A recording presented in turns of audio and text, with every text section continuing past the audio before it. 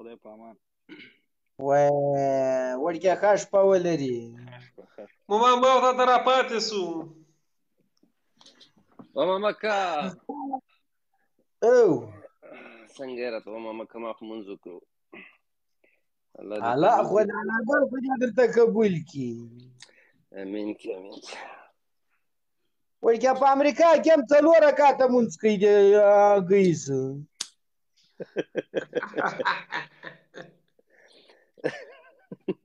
ولې و 4 رکعته کوي؟ زه ډېر رکعته وړکیه ما سکیل کړه مالته به کم او زیات خامخا فرق به یې کې.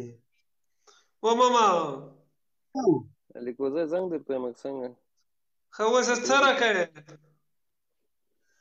وړکیه اوس به درې وکړې دا ځلوبۍ که خدای پاک کول وړکیه دغه به را رضا کوي ماما ګل به دې درې نیغ ناست ده واده ته.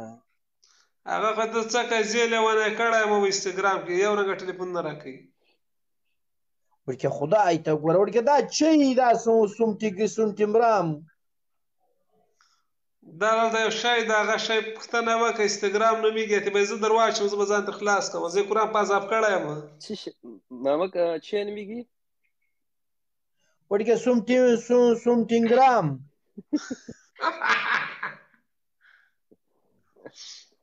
و ماما او انسټاګرام نومېږي. ویسټینډرام وړکیه خوار چی څه نومېږي خو همدغه شی ده ځم وړکیه نومونه خو دا د انګلیسي نومونه مې ډېر نه زده کېږي وړکیه. دا ته جوړ که چې تا ته در وسپارم ما زه چې قرآن چېرته مبارزه کوم یا داسې په موضوع باندې غږېږم ما ډېر په عذابوي.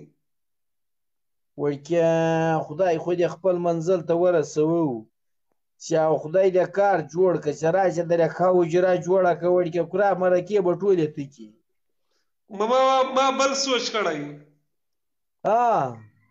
چې دې ورته لاړم له خیره سره د خپله کلام یې د ډېره لویه کلام یې ویلي. کوم ځای کې؟ لوګر کې. لوګر کوم ځای کې؟ مداغې کې.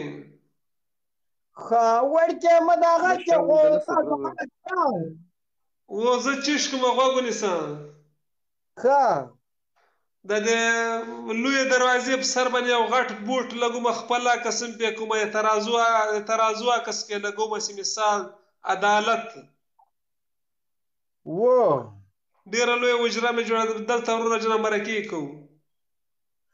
وړکیه ډېره ښه خبره دې وکړه وړکیه نورخان خیل خو ډېر درانده خلک دي وړکیه د مرکو خلک دي. هاي ملګرو